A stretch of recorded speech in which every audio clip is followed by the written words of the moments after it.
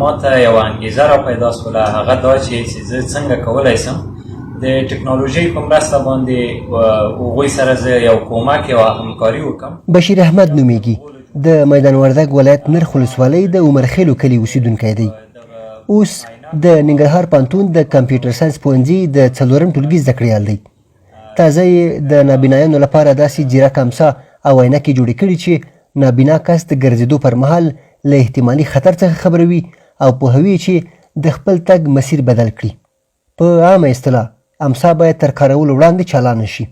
دا تکمه د آن کېدلو آف کېدلو ده د ګلو چالان.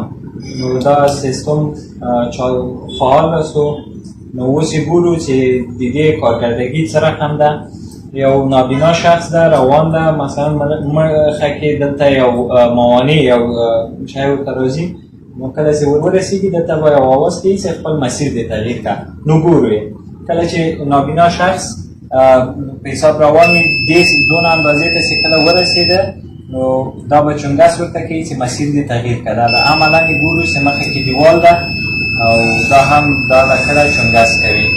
کله چې 50 سانتي متر نه فاصله ډېره سي بیا چونګس نه کوي. کله چې 50 سانتي یا له هغې نه هم ورلنډه سي نو دا به غږ ورته کوي او دا به خبروي چې دلته یو موانع یو څه وجود لري. او همدارنګه بل موضوع چې دغه ګروپونه د څه په خاطر دي، دا ګروپونه د دې په خاطر باندې ورکړي کله چې په حساب په دې باندې د ورځې رڼا ډېره او ړوند شخص د باندې ګرځي، لکه څنګه چې تاسو وینئ چې په دې باندې رڼا ډېره سي دا اتوماتیک شکل باندې خپله ګل کېږي، او کله چې رڼا ورباندې کمه سي نو دا به سیده په حساب لګېږي. یعنې دا د دې په خاطر د دې ګټه دا ده کله چې یو ړوند شخص د سړک تر څنګ تېرېږي نو هغه را روان موټر به یې ویني چې دلته یو نفر یو څوک شته، نو د هغه د وهلو نه به مخنیوی وشي. دا بیا د بشیر احمد په لاس جوړه شوي ځیرک عینکې دي.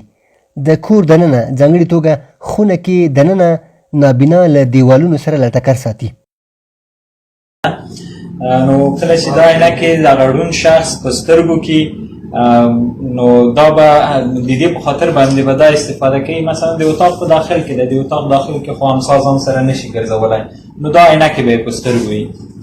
او بل مثلا ړوند شخص د باندې روان ده، یو شاخ راځي نو لاندې جای فاصله چې خالی پاس لاندې جای خو به په حساب د لکړه باندې معلومیږي چې دلته یو شی شته، او پاس دغه شاخ خو بیا په لکړه باندې نه معلومیږي. د هغه په خاطر هم دا عینکې استفاده کړي دي. نو د دې عینکو په استفادې سره به له هغه خطر څخه دا بچ کېږي. اوس یې ګورو عملا یې ګورو چې دا څه رقم کار کوي. په حساب دا سیستم ورته فعالوو، سیستم یې فعاله شو.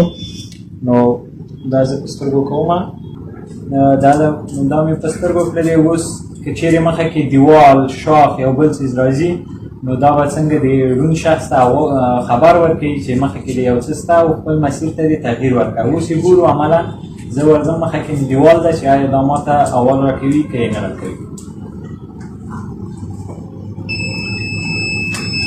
تاسو وینئ ګرانو دوستانو چې مخه کې دیوال ده او د ماته چونګس یې وکړ چې ته دې خپل مسیر ته تغییر ورکړه. بیا یې ګورو نو په دغه شکل باندې دا نابینا اشخاصو ته خبر ورکوي او دوی له هغه کوم خطرات کوم هغه سره چې مخامخ کېږي نو له هغه څخه یې خوندي ساتي. بشیر احمد وایي تر اوسه یې د دواړو جوړو کړیو وسایلو کار نه دی تمام او پر نورو پړاوونو کار کوي. دا امسا مونږ فعلا د یو نمونې په شکل باندې وړاندې کړې ده سره. نو انشاءالله په راتلونکي کې پلان ورته لرو چې دې ته سټنډرډ د چارج سیستم برابر کو او د دې علاوه دې ته مونږ نورې فیچرز هم ور اضافه کړو. په حساب هغه فیچرز هغه خصوصیات کوم چې یو نابینا شخص هغه ته ضرورت لري نو هغوی سره په شریکولو او د هغوی هغه کوم ضرورتونه چې لري او د هغو په پام کې نیولو سره دې ته نورې فیچرز هم اضافه کوو چې د هغو له سیستم څخه یو هم د جی اس ام هغه سیستم ده چې هغه ورته اضافه کړي کوم چې د هغه په نصبولو سره نابینا شخص ته له دې هم نور سهولتونه برابرېږي. بشیر احمد وایي که په راتلونکي کې امکانات ورته برابر شي د نورو ځیرکو وسایلو د جوړولو وړتیا هم لري.